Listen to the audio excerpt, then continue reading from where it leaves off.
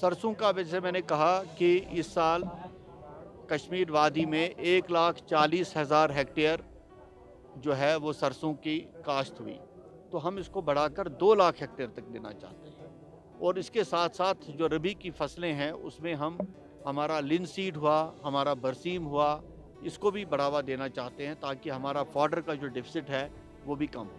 क्या सर जहाँ सरसों उत्सव को एग्री टूरिज्म के साथ जोड़ा जाए क्योंकि इस मौसम में खासकर ये जो यहाँ के सयाह हैं वो इन खेतों की तरफ जो है वो राग़िब हो रहे हैं।